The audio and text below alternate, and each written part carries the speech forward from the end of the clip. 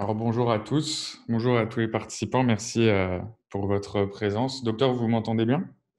Oui, très bien, Alors je pense qu'on peut commencer la communication si vous êtes prêts. bien sûr, avec plaisir. Super. Bon, je voulais déjà vous remercier d'être présent. Je ne sais pas trop combien vous êtes, mais ravi de vous accueillir parmi nous. Je voulais bien sûr remercier OrthoPartner et son directeur, Charlie Elkoubi, de m'avoir proposé de faire une communication ce soir. Je voulais cependant préciser qu'il n'y a aucun conflit d'intérêt, que je ne suis pas rémunéré pour la présentation que je vous fais ce soir. Le titre de ma communication, c'est Agénésie de l'incive latérale et implant. Est-ce vraiment la meilleure solution? Et plus largement, on va aborder la problématique de l'édentement sur le secteur antérieur maxillaire et des solutions qu'on peut y apporter, mais aussi du vieillissement de ces solutions, et entre autres du vieillissement des solutions implantaires. Alors, l'agénésie de l'incive latérale maxillaire, c'est à peu près 2% de la population. Il y a quelques petites variations, mais globalement, c'est 2% de la population. Donc, je dirais que dans un exercice d'omnipratique, ben, ça va être 2% de vos patients, mais dans un exercice orthodontique, il semblerait que le pourcentage soit un petit peu plus accentué. Alors, vous voyez que l'incive latérale, c'est la deuxième dent qui présente une agénésie après la deuxième prémolaire mandibulaire. Ensuite, c'est la deuxième prémolaire maxillaire, puis l'incive centrale mandibulaire, la deuxième molaire mandibulaire et l'incive latérale mandibulaire. C'est à peu près cet ordre-là qu'on retrouve dans plusieurs études. Imaginons que vous recevez un patient qui présente une agénésie d'une incisive latérale. Comment vous allez déterminer la largeur qui est dédiée à la solution prothétique? Et j'utilise à bon escient ce terme de solution prothétique, c'est-à-dire que je ne m'avance pas dans une solution implantaire ou toute autre solution. L'implant étant en lui-même une prothèse pour remplacer la dent absente. Donc, pour déterminer la largeur de l'espace dédié à la solution prothétique, le réflexe est bien évidemment de prendre en considération la largeur de la dent contralatérale. Or, dans la population générale, la dent en grain de riz, puisque c'est le terme que nous utilisons aujourd'hui, l'incive latérale en grain de riz, c'est 1,8% de la population, mais vous voyez qu'il y a des variations en fonction des ethnies. Il y a aussi des variations dans la population orthodontique.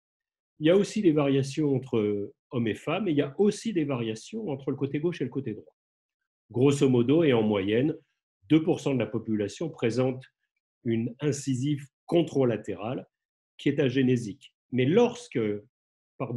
dans la population générale, 2% présentent une incisive latérale agénésique. Mais lorsque il y a déjà une agénésie d'une incisive latérale, l'incisive latérale contralatérale a une forme en grain de riz dans 38 à 55% des cas. Ça veut dire que dans un très grand pourcentage, qui tourne grosso modo autour de 50%, un petit peu moins, un petit peu plus, vous allez être confronté à la quasi-impossibilité de prendre comme référence l'incisive contralatérale, car elle aura cette forme en grain de riz. Alors, des auteurs ont proposé d'utiliser le nombre d'or. Faites un petit peu de recherche dans la littérature. Mettez golden number, golden rule, nombre d'or sur Google, et vous allez voir qu'il y a un chiffre que certains considèrent comme un chiffre magique, qui est 1,618. Ce nombre d'or, il a été mis en évidence il y a de nombreux siècles par un Italien. Certains disent que ce nombre d'or se retrouve dans la nature, se retrouve au niveau des constructions que l'homme peut réaliser. Vous voyez ici les bâtiments, mais ça peut être aussi des voitures. Et en fin de compte, celui qui a découvert ce nombre d'or, qui a calculé ce nombre d'or, c'est Leonardo Fibonacci. Vous voyez qu'on est au Xe siècle et au XIe siècle. Certains ont considéré qu'on pouvait utiliser le nombre d'or au niveau du secteur antérieur maxillaire. Et si ce nombre d'or peut être utilisé pour mesurer la largeur, la somme de la largeur des deux incisives centrales, comme vous le voyez ici, le rapport entre la hauteur et la largeur peut être appliqué au nombre d'or.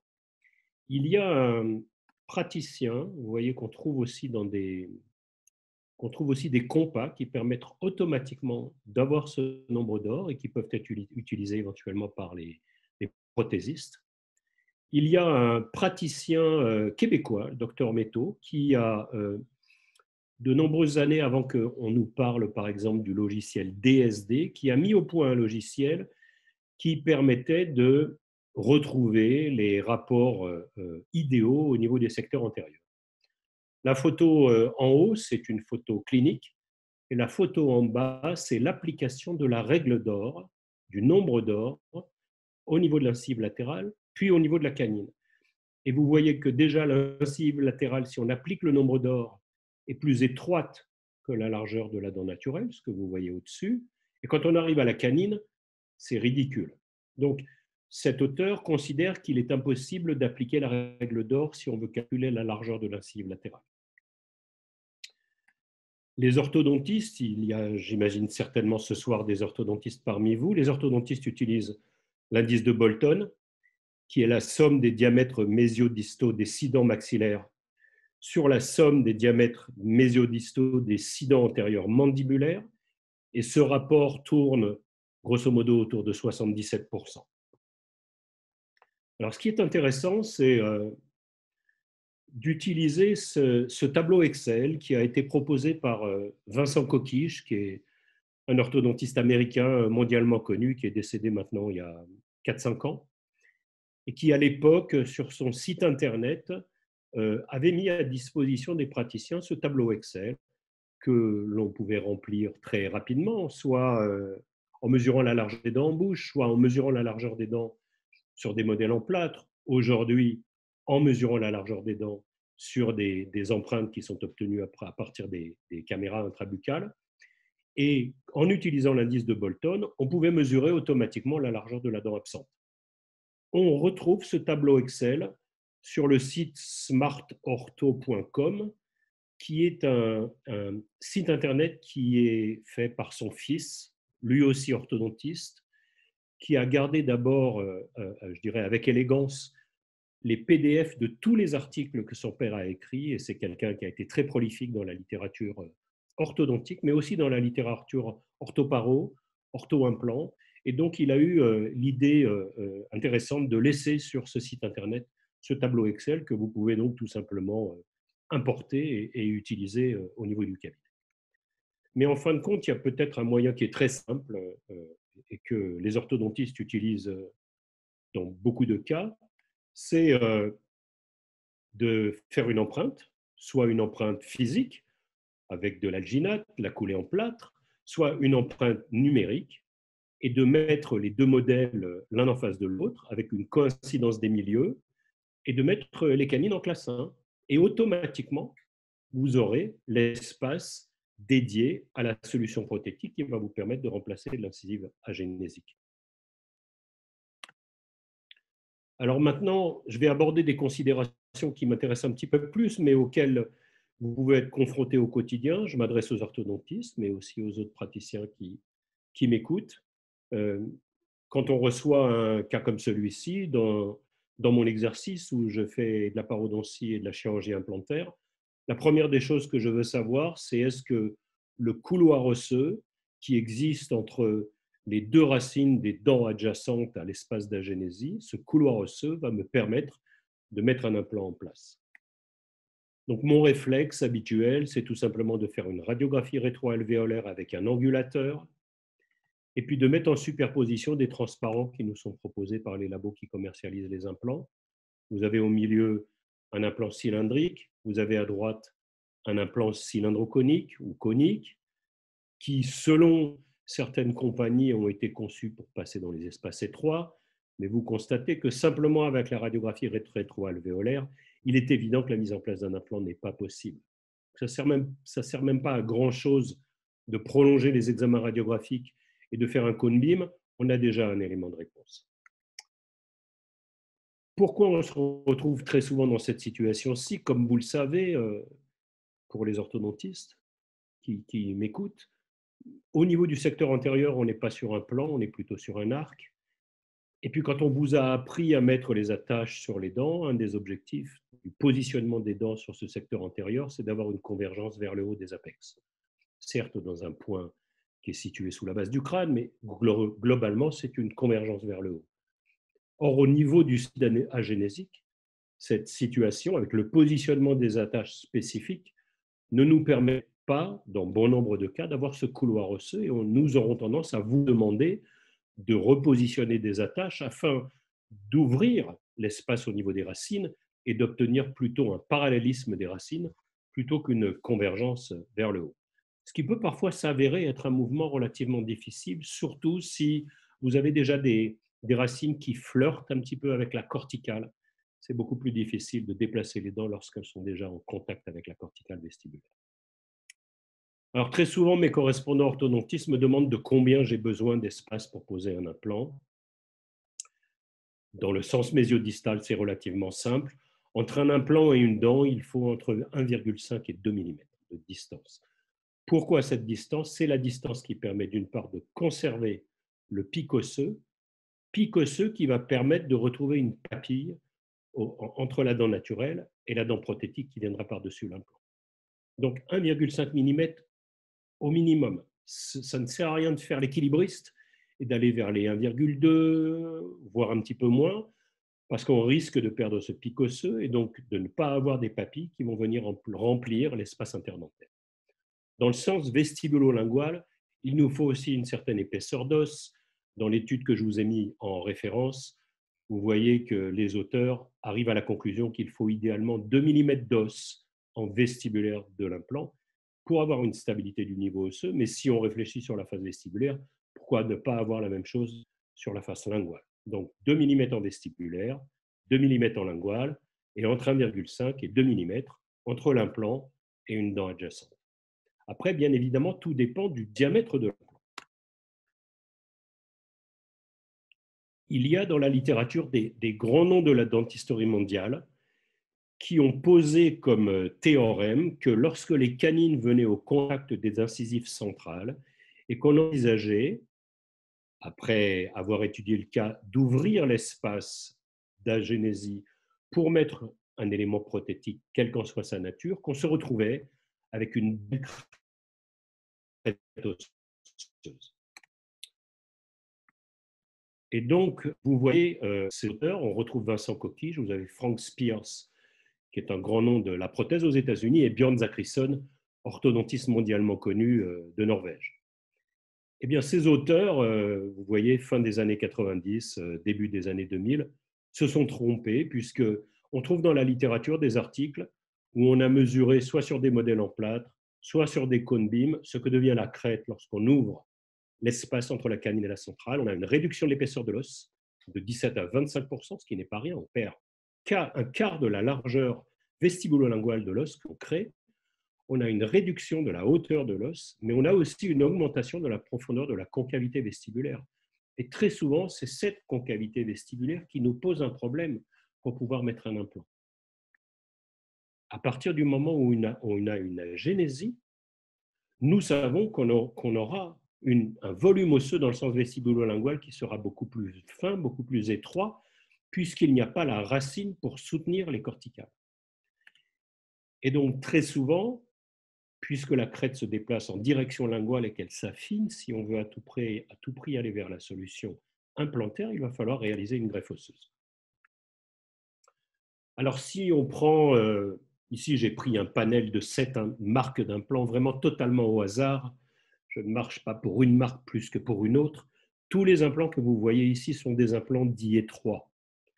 Et donc les implants dits étroits, c'est 2,8 mm pour un implant de chez Antogir, une marque française qui a été récemment rachetée par Straumann, jusqu'à 3,5 mm pour les implants de chez Troisi, qui a récemment été racheté par Zimmer. Ça n'arrête pas de bouger, c'est un jeu de dominos dans le monde de l'implantologie. Donc on est en moyenne autour de 3 mm. mais ça va de 2,8 à 3,25. Vous voyez que c'est presque un demi-millimètre de différence. Et un demi-millimètre de différence, lorsque vous avez une distance un petit peu réduite entre l'incive centrale et la canine, un demi-millimètre parfois est très intéressant. Donc, si on considère qu'il nous faut 1,5 mm au minimum entre l'implant et la dent adjacente, donc une fois en mésial, une fois en distal, et 2 mm en vestibulaire et 2 mm en lingual pour avoir une stabilité du niveau osseux, idéalement, il faut 7 mm entre l'incive centrale et la canine. Idéalement, il faut 7 mm dans le sens vestibulo-lingual. Et vous imaginez bien que ce n'est pas toujours ce que l'on arrive à obtenir, soit en ouvrant l'espace, soit naturellement sans avoir déplacé les dents, parce que l'espace d'agénésie est déjà suffisamment important. Alors, bien évidemment, on peut augmenter le volume osseux. Vous avez tous entendu parler des greffes osseuses. Dans cette étude qui est parue dans le Journal of Prosthodontics en 2009, chez des patients qui présentent des dysplasies ectodermiques ou des agénésies dentaires, la conclusion de cette revue de la littérature est que dans 60 à 85% des cas, il faut envisager une reconstruction osseuse sur un site d'agénésie. Regardez ces deux situations cliniques, deux implants qui ont été mis en place de la 22, c'est deux patients différentes. Vous voyez qu'à gauche, on voit le plateau métallique de l'implant. Et ça, on peut faire des pieds et des mains. On a toutes les difficultés du monde à remettre de la gencive par-dessus le métal. Et sur la photo de droite, la patiente vient à la consultation parce qu'elle a une zone grisâtre qui est située juste au-dessus, au niveau de la gencive, et qu'elle trouve que c'est inesthétique et ça se voit lorsqu'elle sourit.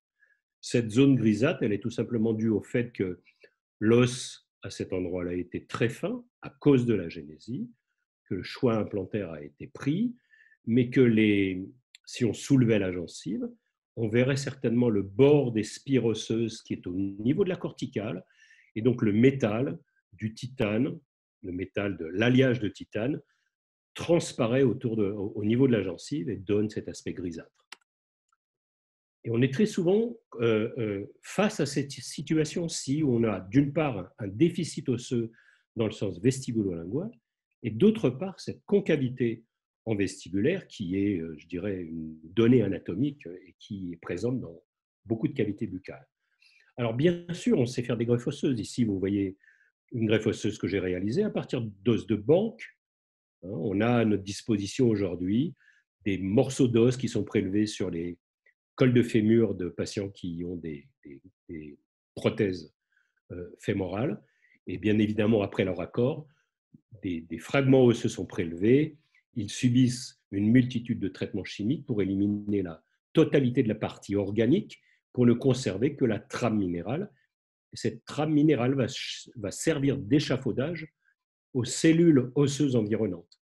Donc le morceau d'os est taillé, il est d'abord réhydraté, il est taillé à la taille du site receveur, il est stabilisé avec deux vis, comme vous le voyez, et on va refermer complètement le lambeau et laisser, grosso modo, entre 4 mois, 5 mois maximum. Et ensuite, on peut mettre un implant dans un os qui est vivant. Alors, il est vivant. Ce morceau d'os que vous voyez, là, il est mort. Il a été enlevé d'un organisme, il a subi une multitude de traitements chimiques, il est mort. Il y a juste une trame, un échafaudage calcique qui va permettre aux cellules osseuses environnantes de venir à l'intérieur de ce réseau tridimensionnel et de reformer de l'os à l'intérieur de cet os mort. Si on fait un prélèvement histologique, on va trouver des particules d'os mort, mais aussi de l'os vivant qui va venir à l'intérieur de cet échafaudage. On sait passer de cette situation-ci à cette situation-ci. Vous voyez ce superbe cas qui a été traité par un confrère de Nantes. Mais pour passer de la photo de gauche à la photo de droite, c'est 3 ou 4 interventions. Ça ne se fait pas en un coup de baguette magique avec une poudre d'os miraculeuse, du tissu conjonctif, des facteurs de croissance, etc. etc. C'est 3 à 4 interventions. Du temps passé sur le fauteuil, de l'énergie dépensée, des sensibilités qui génèrent un coût qui peut être non négligeable. Donc il faut intégrer ces données-là à partir du moment où vous recevez, par exemple, en consultation un jeune patients sur lesquels vous allez commencer un traitement d'orthodontie et qui présentent une agénésie. Alors, comment se comportent les implants dans le temps? Et on a un élément de réponse dans cet article qui a été écrit par Alain Lautroux, qui était professeur d'orthodontie à la faculté de chirurgie dentaire de Paris 5, et qui, dans un numéro spécial de l'information dentaire sur l'édentement unitaire, a écrit un article où il dit qu'après 30-35 ans, il n'y a que des risques de vieillissement qui peuvent perturber l'équilibre, c'est-à-dire des risques de modelage périosté et non plus des risques de déplacement de croissance différentielle entre le maxillaire et la mandibule. Pour être schématique et pour résumer cette phrase, la notion de croissance tardive, ça ne veut rien dire quand on a 35 ans. C'est fini, la croissance, elle s'arrête à un certain âge. Et en général, grosso modo, elle s'arrête autour de 20-22 ans maximum. Ça ne veut pas dire que pour autant, les maxillaires ne peuvent pas changer de forme. Ça ne veut pas dire que pour autant, les dents ne peuvent pas se déplacer. Mais si les maxillaires changent de forme, s'il y a encore des déplacements dentaires, ces déplacements dentaires ne sont plus dus à la croissance, ils sont dus à cette notion de vieillissement et de modelage périosté, comme le précise Alain Lautroux. Alors, on va regarder la littérature, je vous rassure tout de suite, il ne va pas y en avoir pour diplôme. Juste quelques articles pour que vous compreniez comment se comportent les implants dans le temps.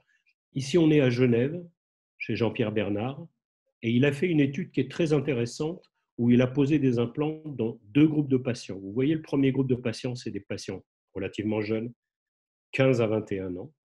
C'est sûr qu'aujourd'hui, on ne pose pas d'implants dans ces tranches d'âge-là. Et un autre groupe d'adultes de 40 à 55 ans. Vous voyez qu'il y a des implants unitaires qui ont été posés sur des centrales, sur des latérales et sur des canines. Il revoit les patients quelques années après, et que ce soit sur le groupe de patients jeunes ou sur le groupe de patients matures, il y a une infraclusion de la prothèse implantoportée, c'est-à-dire qu'on a l'impression que l'implant est remonté et donc que les dents adjacentes sont descendues. Bien évidemment, l'implant n'est pas remonté, car un implant, c'est comme une ankylose, il est totalement fixé dans l'os, mais ce sont les dents adjacentes qui se sont égressées. Et il y a donc un décalage dans le sens vertical, aussi bien dans le groupe adulte jeune que le groupe mature. Ça veut dire quoi? Ça veut dire que les dents se déplacent, même au cours de la 4e décennie, voire de la 5e décennie. Ça veut dire que quand on décide de mettre un implant dans la bouche d'un patient quelques années après un traitement d'orthodontie, on risque d'être confronté, au bout de quelques années, à un décalage dans le sens vertical. Ici, on est chez nos amis scandinaves, on est à la Brandmark Clinic à Göteborg, et vous voyez qu'on a 15 ans de suivi. On va regarder comment se comportent les tissus mous autour des implants et autour des dents naturelles, et on va regarder les mouvements des dents adjacentes aux implants unitaires. Dans tous les cas, il y a une augmentation de la hauteur de la couronne sur un plan, avec un déplacement en direction apicale des tissus mous, et avec des variations d'un individu à l'autre. Vous voyez que ce risque de déplacement des gencives vers le haut est plus élevé si les dents adjacentes sont courtes, et chez les femmes. Vous constatez que les dents adjacentes aux implants se déplacent. On l'avait déjà vu dans l'étude de Jean-Pierre Bernard. Selon ces auteurs, mais vous verrez que c'est sujet à discussion, ils considèrent qu'il y a un groupe à risque, qui sont les femmes et les personnes qui ont une hauteur faciale importante avec une rotation postérieure de la mandibule. On est toujours chez les Scandinaves, hein, on est toujours à la Brandmark Clinic, là on est à 16-22 ans de recul. Vous voyez 24 implants antérieurs, toujours des implants unitaires. Les patients, au moment de la mise en place des implants, ont un âge qui va de 16 ans à 41 ans, et vous voyez que le suivi, comme je vous l'ai dit, est de 16 à 22 ans. On retrouve à nouveau une égression des dents adjacentes aux implants dans 71% des cas, avec plus d'1 millimètre dans 42% des cas, et une récession gingivale, c'est-à-dire que les tissus mous, aussi bien autour des implants qu'autour des dents naturelles, vont se déplacer en direction apicale. Dans 54% des cas, ce déplacement est supérieur à 1 millimètre. On est toujours chez les Scandinaves, on est à 19 ans de recul, toujours des implants unitaires. Bon, le taux de succès des implants, vous voyez qu'il y a 2 implants qui ont été perdus au bout de 19 ans, mais les auteurs ont toujours la même constatation, une infraposition dans 40% des cas, pas de différence entre les patients jeunes et les patients âgés, mais ça, on l'avait déjà vu dans l'étude de Jean-Pierre Bernard. Eux aussi considèrent qu'il y a un groupe à risque, les femmes et les faces longues. Enfin, il y a des patients qui sont satisfaits et des patients qui sont moins satisfaits du résultat esthétique au bout de 17 à 19 ans. Une dernière étude qui est relativement récente, qui a été faite par une équipe italienne. Et ce qui est intéressant, c'est qu'ils ont créé un indice du patient qui a remarqué le décalage dans le sens vertical. Et donc, vous voyez qu'ils ont créé cette classification. Le 0, c'est pour les patients qui n'ont pas du tout constaté qu'il y avait de décalage dans le sens vertical, même s'il existait. La note 1, c'est les patients qui sont conscients, mais pour lesquels ça ne pose aucun problème. La note 2, c'est les patients qui sont conscients et qui demandent des explications. Et la note 3, c'est les patients qui sont conscients et qui demandent une solution, un traitement pour corriger ce décalage dans le sens vertical. Et vous voyez quelles sont leurs constatations. Eux, ils ont une infraclusion dans 73% des cas. C'est énorme. Dans 3 quarts des cas, vous avez une infraclusion, donc l'impression que l'implant remonte. Eux aussi constatent qu'il y a une différence entre les hommes et les femmes. Vous voyez que l'infraclusion, elle a été aussi évaluée, elle est inférieure à 1 mm, donc 98% pour les hommes, 85% pour les femmes, mais ça n'est pas significatif. Concernant l'âge, cette infraclusion, avant 30 ans, elle est observée pour 47% des cas, après 30 ans pour 52% des cas, mais ça n'est pas significatif. Et ce qui est intéressant, c'est de voir les patients rapportés au score qu'ils ont créé. Je vous rappelle que 0, les patients ne l'ont pas constaté. 1, ils l'ont vu, mais ça ne leur pose pas de problème. 2, ils l'ont vu, ils veulent des explications. 3, ils l'ont vu, ils veulent une correction. Ça veut dire que dans 20% des cas, au bout d'un délai de quelques années, il va falloir envisager peut-être de refaire la couronne, peut-être de gérer aussi au niveau de la gencive, puisque comme vous l'avez constaté, vous allez le voir sur des cas cliniques, la gencive se déplace en direction apicale en même temps que l'implant, entre guillemets, remonte. Bien évidemment, ce sont les dents adjacentes qui se déplacent. Regardez ces situations cliniques. Philippe Bory, un ami de Font-Romeu, décédé il y a quelques années, comme il savait que je m'intéressais à cette problématique, il m'envoie cette photo. Il voit la patiente, elle est en vacances, elle veut un détartrage. Ce n'est pas lui qui a posé l'implant, mais il fait une radio de contrôle pour vérifier que tout se passe bien au niveau de l'implant. Vous voyez que la patiente a 18 ans, à 38 ans, mais que l'implant a été posé 18 ans auparavant. Vous voyez le décalage dans le sens vertical, l'infraclusion de la couronne supra-implantaire et l'apparition d'un diastème. Donc les dents adjacentes se sont déplacées, d'une part en direction coronaire, elles se sont égressées, et d'autre part, il y a un diastème qui est apparu. C'est exactement la même situation que quand vous avez sur votre fauteuil un patient, adulte, enfant, qui a eu un choc au niveau d'une incisive. Cette incisive, elle est ankylosée, et bien cette incisive, la plupart du temps, elle se retrouve au bout d'un moment en infraclusion. Regardez cette situation, Frédéric Haïm, orthodontiste à Paris. La patiente, elle a eu cet implant qui a été posé à l'âge de 20 ans. Et 6 ans après, vous voyez la position de la couronne. On a l'impression maintenant que la couronne est totalement vestibulée. Donc les dents se sont légèrement égressées et elles se sont aussi légèrement lingualées. Regardez ce superbe cas. Regardez d'abord la photo du haut. C'est Franck Agege et Jean-Richel Manis. Ils ont traité ce cas de manière somptueuse, agénésie latérale. Moi, j'ai vu la gamine quand elle était à Paris et qu'elle faisait ses études pour lui enlever ses dents de sagesse. La voilà 10 ans après. Les implants et la chirurgie périimplantaire ont été faites à l'âge de 21 ans.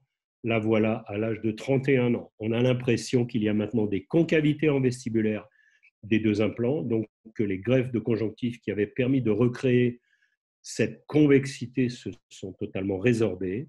Et puis vous voyez dans le sens vertical le décalage qui s'est installé et qui ici est supérieur à 1 mm, aussi bien au niveau des deux implants. Vous voyez cette situation clinique traitée par deux grands noms de la profession, Jean-Louis Giovanoli, parodontiste à Paris, Yves Samama, praticien avec une grande expérience prothétique. Un implant est posé chez cette femme de 30 ans. Yves Samama avait déjà lu les articles qui montraient qu'il y avait des décalages dans le sens vertical et il a volontairement mis une couronne qui était plus longue que la couronne de la dent naturelle. Et vous voyez qu'au bout de 10 ans, on a un décalage dans le sens vertical. Regardez cette situation-là, on est en 22 ans après, un implant sur une incisive centrale. Le cas a été traité par le regretté professeur Dufort de Toulouse. Et vous voyez le décalage dans le sens vertical qui s'est installé. Et enfin, ce cas que j'ai traité avec Marcel Bégin, qui était prof à la fac, et où 10 ans après, on se retrouve là aussi avec un décalage dans le sens vertical entre la couronne supra-implantaire sur la 11 et la dent naturelle sur la 21. Donc, comme vous l'avez compris, à partir du moment où on envisage de mettre un implant unitaire sur le secteur antérieur, on risque d'être confronté à ces décalages dans le sens vertical qui sont essentiellement associés à des déplacements dentaires qui sont non pas dus à une croissance tardive, mais à des remodelages au niveau périosté, mais qui risquent aussi de tenir compte du sens de la rotation, du sens de la croissance chez ces patients. Et nos amis orthodontistes peuvent imaginer dans quel sens la croissance va se faire en reprenant les études qui ont été réalisées il y a de nombreuses années par Björk dans les pays scandinaves. Je vous montre cette situation que j'ai eu à gérer avec un confrère orthodontiste parisien. Cette patiente adulte, elle a 32 ans, elle n'a pas eu d'orthodontie quand elle était gamine. Et puis aujourd'hui, sa motivation est esthétique, elle est gênée par ces espaces, ces trous, comme elle le dit, qui existent au niveau du secteur antérieur. Et donc, elle va consulter un orthodontiste qui lui propose de faire un traitement orthodontique. Elle veut de l'orthodontie invisible, et donc c'est un traitement en orthodontie linguale qui va être réalisé. Donc moi, je n'ai pas vu la patiente avant le traitement. Je vous préciserai quand est-ce que je l'ai vue. Je vous montre ici les documents qui m'ont donc été envoyés a posteriori par mon confrère orthodontiste. Vous voyez la situation initiale, classe 2, le diagnostic d'agénésie, dysharmonie dentomaxillaire, normodivergence, les radiographies, et ne pas se cantonner qu'à une radiographie panoramique ou une téléradiographie à partir du moment où vous prenez en charge un patient adulte, car je vous précise qu'en France, un adulte sur deux, je répète, un adulte sur deux dans la tranche d'âge de 35 à 65 ans présente une parodontite, c'est-à-dire une perte du système d'attache et plus particulièrement sur les radios une alvéolyse, mais que l'alvéolyse ne peut pas être évaluée sur une radiographie panoramique puisque les recommandations de la Haute Autorité en Santé qui sont à disposition sur le site internet de la Haute Autorité en Santé concernant les maladies parodontales, ce rapport de mémoire date de 2002, il est bien marqué noir sur blanc que seul le bilan rétroalvéolaire et rétrocoronaire permet d'évaluer la perte osseuse. Donc, si vous voulez savoir si votre patient a une atteinte de l'os et donc une parodontite, la radiographie panoramique n'est pas le document radiographique de référence. Donc, toujours la même chose, ce sont les éléments qui m'ont été fournis par le correspondant orthodontiste a posteriori. Moi, je n'ai pas encore vu la patiente. Il fait un setup pour valider les déplacements dentaires.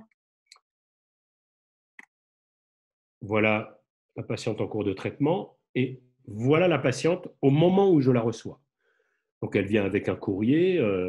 Merci de recevoir Madame Untel.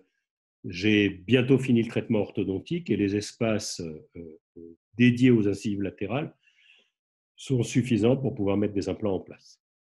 Donc, ce que vous voyez, c'est des dents du commerce qui ont été fixées sur les incisives centrales et la patiente est toujours équipée en lingual avec des attaches incognito. Donc, mon réflexe, comme je vous l'ai dit tout à l'heure, c'est systématiquement de prendre avec un angulateur, j'insiste bien, avec un angulateur, deux radiographies rétroalvéolaires qui me permettent, en mettant les transparents par-dessus, déjà d'avoir une première idée.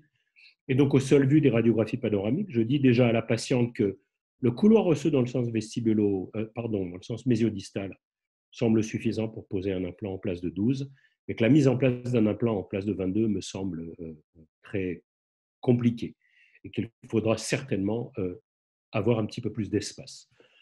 Donc, je demande pour validation et pour éventuellement nous aider à préciser dans quel sens les dents qui sont de part et d'autre du site agénésique de la 22 vont devoir être déplacées, je demande une radiographie, un cone beam ou un scanner. Et on met le CD-ROM dans l'ordinateur. J'utilise un logiciel de simulation implantaire qui me permet, comme son nom l'indique, de positionner virtuellement les implants au niveau du maxillaire.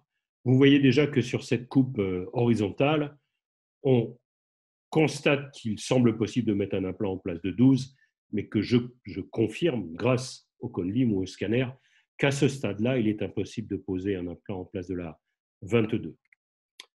Donc, à cette époque-là, j'utilisais le logiciel Simplant, et vous voyez donc la mise en place virtuelle des implants, la confirmation qu'en place de 12, il y a suffisamment de volume osseux, aussi bien dans le sens vestibulo-lingual que dans le sens mésiodistal, mais qu'au niveau de la 22, ça n'est pas possible. L'autre intérêt du cone beam, comme vous le voyez, c'est de savoir le type de mouvement que l'orthodontiste va devoir faire. Vous voyez qu'en fin de compte, la 23 a une rotation dans son grand axe et une rotation mésiopalatine. Et donc, l'orthodontiste, pour pouvoir ouvrir l'espace, va devoir impulser à la canine un mouvement dans le sens palatodistal, ce qui va permettre d'ouvrir l'espace dédié à la future solution implantaire. Donc, malheureusement, j'annonce à la patiente qu'à ce stade-là, il n'est pas possible d'envisager de mettre les implants et qu'il va falloir qu'elle continue encore un petit peu son traitement orthodontique. Donc, elle retourne vers l'orthodontiste et à ce moment-là, l'orthodontiste fait les mouvements dentaires nécessaires. Je revois la patiente à peu près 5 ou 6 mois après et nous voilà à nouveau avec un nouveau cone beam, une nouvelle simulation implantaire qui, à ce stade-là, confirme qu'il est possible de mettre 2 implants. Vous voyez qu'au niveau de la 22, c'est relativement juste, mais qu'il y a un espace qui permet de mettre un implant étroit. Cependant, comme je suis quelqu'un qui aime dormir tranquille, on ne va pas poser ces implants à main levée avec le risque de toucher au mieux le desmodonte d'une des 2 dents adjacentes, voire des 2 dents adjacentes, au pire de toucher une ou 2 racines. On va utiliser un guide de forage. Et donc, à partir de la simulation, les informations sont envoyées par Internet à une compagnie qui est en Belgique, qui s'appelle Materialize. Et cette compagnie m'envoie, comme vous le voyez ici sur le modèle en plâtre, un guide dans lequel il y a 2 tubes métalliques au travers desquels je vais passer le premier foret, qui est un foret de 2 mm. Et donc, ce foret est contraint par l'axe des tubes, ce qui va permettre d'être parfaitement au niveau de la zone dans laquelle je veux mettre les implants, sans pour autant, à aucun moment, bien évidemment, ne toucher les dents adjacentes, essentiellement du côté gauche. Ça, c'est la photo à la fin, ça, c'est la photo à la fin de la journée. Donc, la patiente vient au cabinet le matin. Les implants sont mis en place sans que le matériel orthodontique soit déposé. Elle avait des dents du commerce qui étaient reliées aux incisives centrales. Elles sont enlevées. Les 2 dents sont mises en place. Il y a 2 piliers provisoires qui sont mis en place. La patiente part du cabinet, va voir immédiatement son dentiste traitant qui pose 2 dents provisoires, comme vous le voyez sur la photo en haut à gauche, 2 dents provisoires qui sont bien évidemment en sous-occlusion. Et donc, elle va garder ces 2 dents provisoires jusqu'au moment où on va faire les empreintes pour les couronnes définitives. Ça peut aussi permettre, dans certaines situations, d'aider à l'orthodontiste de finaliser des points de contact. Si par hasard, on veut mettre une dent définitive qui est un petit peu plus étroite que l'espace que l'orthodontiste a préparé, la dent provisoire, si elle est plus étroite, va créer un petit diastème, ce qui va permettre à l'orthodontiste de finaliser le point de contact avec la dent provisoire et donc avec la future couronne. Et nous voilà dans la situation finale. C'est Jackie Vassor qui a fait le traitement orthodontique. C'est Julien Crépin qui a fait les couronnes provisoires et les couronnes définitives. Et vous voyez la situation à la fin du traitement. Il a été proposé, j'avais proposé de faire des chirurgies de recouvrement radiculaire au niveau des deux canines, mais la patiente était ravie du résultat, n'avait pas de demande esthétique plus importante. Elle considérait qu'elle ne dévoilait pas, qu'on ne voyait pas ses racines au moment du sourire, et donc elle a trouvé que le résultat était très intéressant et lui convenait beaucoup. Donc on va aborder la problématique de l'âge chronologique et du moment auquel on pourrait mettre un implant. On dit idéalement qu'il faut mettre des implants 2 ans après la fin de la croissance. Et cette fin de croissance, elle est à 16-17 ans chez les jeunes filles, elle est à 18-19 ans chez les jeunes garçons. Ça veut dire que, grosso modo, chez les jeunes filles, on peut envisager de mettre un implant aux alentours de 19-20 ans, théoriquement, et chez les garçons, on peut envisager de mettre un implant, théoriquement, à l'âge de 21 ans. Alors, je sais que les orthodontistes peuvent utiliser des radiographies du poignet pour éventuellement confirmer ou pas que la croissance est terminée. Mais se pose très souvent la problématique, en tout cas en France, puisque l'âge maximal du début du traitement orthodontique en France est de 16 ans, mais très souvent les traitements d'orthodontie peuvent être réalisés plus tôt, se pose la problématique de la temporisation entre la fin de l'orthodontie et le moment théorique où on va mettre un implant ou une autre solution prothétique. Aujourd'hui, en fonction de ce que nous savons faire, la solution la plus élégante pour cette temporisation, c'est un bridge collé. Un bridge collé avec une armature métallique, un bridge collé avec une armature céramique ou un bridge collé avec des composites fibrés. Je vais vous montrer différentes situations. De par mon âge et mon nombre d'années d'exercice, puisque j'exerce depuis 40 ans, eh bien, j'ai eu Yves Samama comme assistant quand j'étais à la fac, et puis j'ai vu les débuts des bridge collés, puisque grosso modo, ces bridge collés sont apparus au courant des années 80, essentiellement avec l'électrosoustraction sur la partie des ailettes métalliques qui étaient collées sur les faces palatines, et d'autre part sur le marché, l'apparition d'adhésifs de haute fixité, on va dire. Et vous voyez ici une liste non exhaustive d'auteurs qui ont écrit sur les bridge collés, et vous voyez que parmi ces auteurs, il y a des auteurs français, voire des auteurs francophones, le docteur Brabant qui est belge, mais on retrouve Michel Desgranges et Yves Samama. On retrouve aussi un auteur allemand, vous voyez ici le nom de Matthias Kern, et je vous en parlerai dans quelques instants. Alors pendant des années, on a fait ces solutions-là. Ce que vous voyez sur la photo du milieu, c'était des petits tenons en plastique, c'est-à-dire qu'on avait des forêts. On faisait un logement on mettait dans ce logement avec le forêt ces tenons en plastique, et ces tenons en plastique étaient emportés dans l'empreinte, et ensuite sur l'intrado du bridge collé avec des ailettes métalliques, il y avait des petits tenons qui rentraient dans les logements qui avaient été préparés. Et vous voyez ici, sur la photo finale, on a 2 éléments cosmétiques qui viennent remplacer une double agénésie avec des ailettes métalliques sur les faces palatines des canines et des incisives centrales. Ici, le confrère il a opté pour un ancrage exclusivement au niveau des 2 incisives centrales. Vous voyez la deuxième photo à partir du haut. C'est les forêts qui sont mis en place. Pardon. Et donc, l'auteur ici a vérifié le parallélisme des 2 forêts pour pouvoir ensuite coller la partie métallique. Vous voyez que la partie métallique est essayée.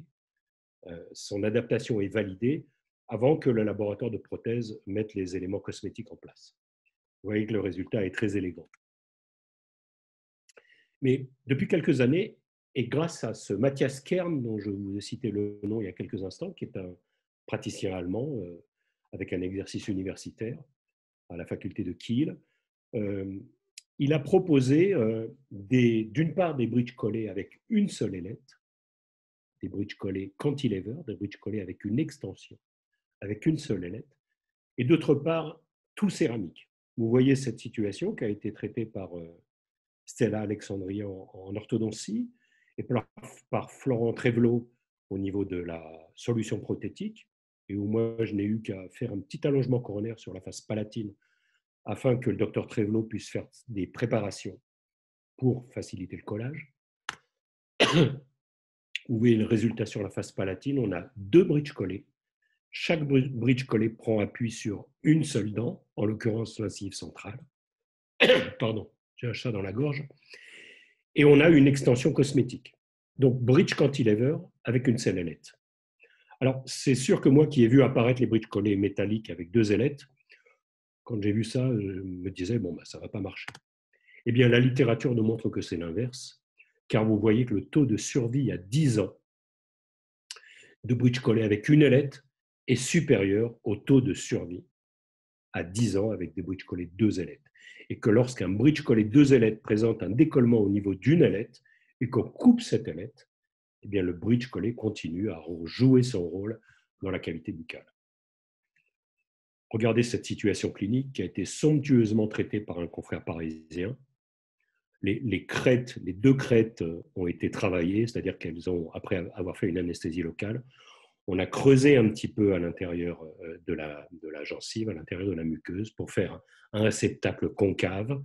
On met des dents provisoires à l'intérieur d'une gouttière, et ces dents provisoires vont guider la cicatrisation. On va préparer un lit, pour ainsi dire, pour les deux extensions, et regardez le résultat somptueux. On a l'impression qu'au niveau des incisives latérales, on a comme deux éléments prothétiques qui sortent de la gencive, alors que ce ne sont juste que des extensions, des bridge cantilever, mais on a préparé les crêtes pour recevoir l'intermédiaire de bridge convexe.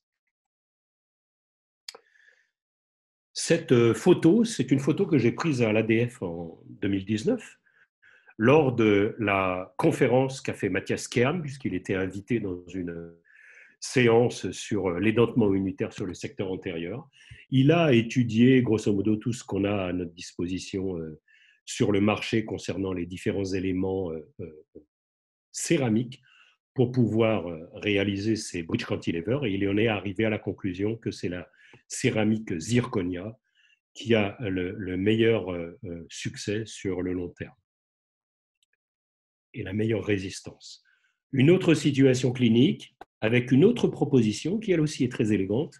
C'est une reprise de traitement qui a été faite par Adrien Marenetti, un orthodontiste parisien. Vous voyez que d'un côté on a une agénésie, de l'autre côté on a une anomalie de forme au niveau de la dent contralatérale. Donc la reprise de traitement orthodontique est en cours, et à la fin du traitement orthodontique, il va y avoir un bridge collé, fibré, qui est réalisé en technique directe, c'est-à-dire directement dans la bouche du patient. On pose une digue et le praticien, la consoeur qui va réaliser ce bridge, va préparer les faces palatines, va mordancer les faces palatines, puis utiliser des composites chauffés et des fibres qui vont être intégrées dans ces composites chauffés. Et il est possible de rajouter des éléments cosmétiques. Vous voyez qu'ici, il y a, pour ainsi dire, un intermédiaire de bridge inclus dans ce bridge collé fibré. Et on peut rajouter aussi du composite, en l'occurrence sur la 22, qui avait cette anomalie de forme. Vous voyez qu'est-ce que ça donne du côté, sur la face linguale. Tout ça, c'est du composite, avec, sur les faces palatines, des fibres qui sont intégrées au composite. Ces fibres, elles vont subir un traitement chimique, ce qui va leur permettre d'être totalement intégrées à l'intérieur de la résine. On a quelque chose de monolithique qui est, entre guillemets, totalement blanc. On n'a pas de partie métallique sur la face palatine. Mais l'autre intérêt, c'est qu'on peut y rajouter des éléments cosmétiques. Et comme c'est du composite, ça peut toujours être réparé. On peut toujours, s'il y a une petite fracture d'un élément de composite, rajouter à nouveau du composite. Si une fibre se déchire, et c'est exceptionnel, on peut toujours enlever les fibres et en rajouter d'autres. Donc c'est quelque chose qui peut durer sur le long terme et qui peut être modifié si ça vieillit un petit peu mal. Regardez aussi cette situation clinique qui a été traitée par une consoeur qui est à Issy-les-Moulineaux, le docteur Pornet. Et là aussi, c'est la même chose, bridge collé, fibré, en technique indirecte, double agénésie. Vous voyez qu'est-ce que ça donne au niveau cosmétique sur la face vestibulaire et comment ça se présente sur la face palatine. Alors, ce sont des solutions qui sont pérennes, ce sont des solutions qui sont réversibles. Imaginons que dans quelques années, la patiente ait envie d'aller vers des implants, et si les volumes se le permettent, d'aller vers cette solution. Mais en attendant, cette solution est très élégante et permet de gérer la situation. Une autre proposition qui a été faite ici par une équipe belge avec Eric Rompen, où ils ont utilisé des mini-implants. Vous voyez que 30 implants, 20 patients, 2 marques différentes, les diamètres des mini-implants, les longueurs des mini-implants et le suivi, 96,6% de suivi, de succès, pardon. Une autre proposition qui vient de chez Birk Melsen, qui est une consoeur scandinave. Nos amis orthodontistes la connaissent bien. Ils ont mis sur un modèle animal 2 mini-vis d'ancrage orthodontique, comme nos amis orthodontistes peuvent les utiliser pour avoir un ancrage neutre et pouvoir déplacer des dents sans avoir le système action-réaction.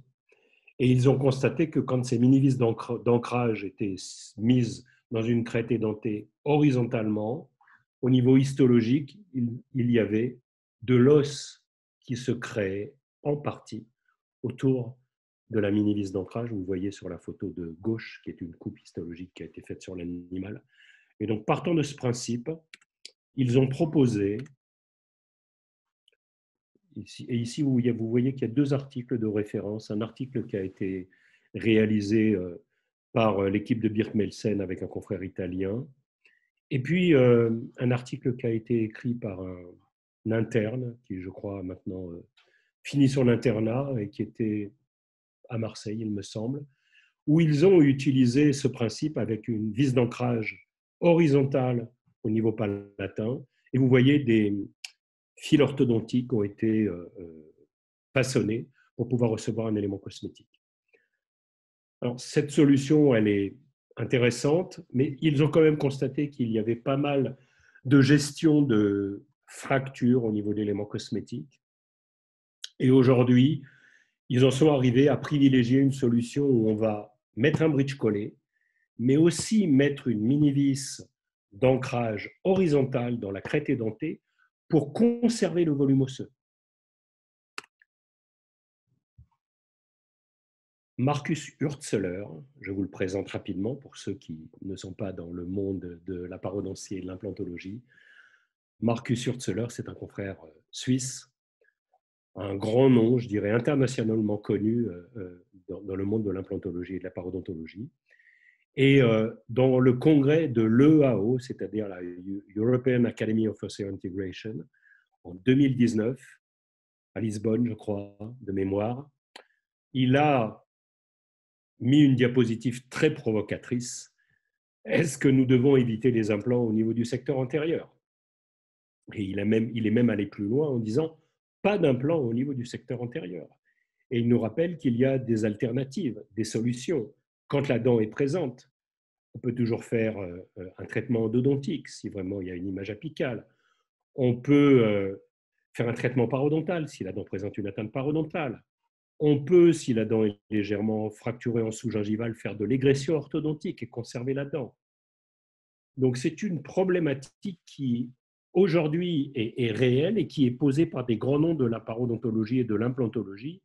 Est-ce que la solution de l'implant unitaire est vraiment la meilleure des solutions pour le secteur antérieur? Alors je vous ai montré beaucoup d'études où on parle des résultats des praticiens. Donc, les praticiens, ils montrent ce qu'ils font, ils voient les patients 5 ans, 10 ans, 15 ans, 22 ans plus tard, vous l'avez vu, il y avait une étude avec 22 ans de recul, et puis ils montrent leurs résultats et ils évaluent.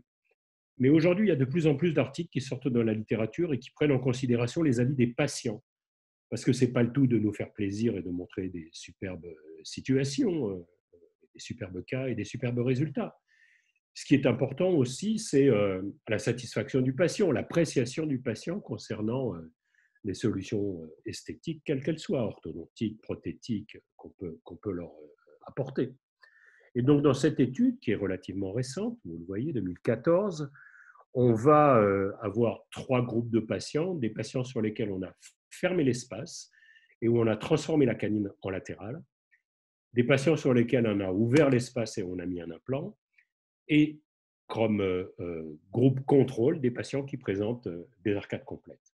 On va donner des photos de ces arcades à des dentistes, comme vous le voyez dans le titre de l'article, aux patients eux-mêmes, ce qu'on appelle en anglais le lay persons, c'est-à-dire des personnes qui ne sont pas du tout de notre métier, pas du tout, ils ne savent rien à la dentisterie. Et ils vont, sur une échelle analogique, noter de 0 à 10 comment ils évaluent les sourires sur les photos qu'on leur donne. Et vous voyez qu'il y a peu de différence entre les dentistes et les non-dentistes. Les hommes dentistes et les femmes non-dentistes sont les plus critiques. Tous les patients ont un haut niveau de satisfaction de leur sourire, mais les plus satisfaits sont ceux pour lesquels on a fermé l'espace et on a transformé la canine en latérale. Alors, bien évidemment, ça c'est facile de le dire pour moi parce que je ne suis pas orthodontiste, bien évidemment, il faut fermer si c'est possible. Mais c'est à l'orthodontiste de savoir si le schéma squelettique du patient permet cette fermeture, si la fermeture ne va pas accentuer une étroitesse du maxillaire supérieur, par exemple. Donc, il faut toujours penser à cette solution de fermeture, mais c'est dans les compétences de l'orthodontiste de savoir si cette fermeture peut être réalisable ou pas, d'une part d'un point de vue technique, et d'autre part de savoir si cette fermeture va permettre d'obtenir un résultat esthétique élégant. Je voudrais citer, en conclusion, cette étude qui a été faite par Rosa, mais vous retrouvez Zachrisson, grand nom de l'orthodontie. Pour moi, c'est certainement un des plus grands orthodontistes avec Vincent Coquiche, dont je vous ai parlé tout à l'heure, parce que c'est un orthodontiste qui a systématiquement intégré dans tous ses plans de traitement les autres disciplines. Il n'a jamais oublié, ainsi que Coquiche, qu'ils ont d'abord été dentistes avant d'être orthodontistes. Et ils pensent toujours aux disciplines qui peuvent les aider dans l'aboutissement de leur traitement orthodontique. Et dans cet article, ils ont cherché à évaluer s'il y avait des complications parodontales ou occlusales lorsqu'on décidait de fermer l'espace d'agénésie et donc de mettre la canine en place de la latérale. Et leur conclusion, au bout de 10 ans, c'est qu'il n'y a pas de complications parodontales ou pas de complications occlusales. Et ils proposent une stratégie qui est relativement intéressante, c'est-à-dire que vous voyez la photo A et la photo B, c'est le même cas, mais les canines ont été égressées. Au fur et à mesure que les canines ont été égressées, le collet de la canine est descendu avec la dent. Les premières prémolaires ont été légèrement engraissées avec un torque pour permettre de réduire un petit peu le volume de la cuspide palatine de la première prémolaire. Mais on peut aussi réduire le volume de la cuspide palatine de la première prémolaire en faisant tout simplement une odontoplastie. Au fur et à mesure que les canines sont égressées, on réduit leur diamètre mésio-distal et on les épointe. Et à la fin du traitement orthodontique, et les auteurs le soulignent dans cette étude, on peut être amené à rajouter un petit peu de composite sur l'angle mésial de la canine transformée en latérale pour définitivement lui donner la forme de la latérale.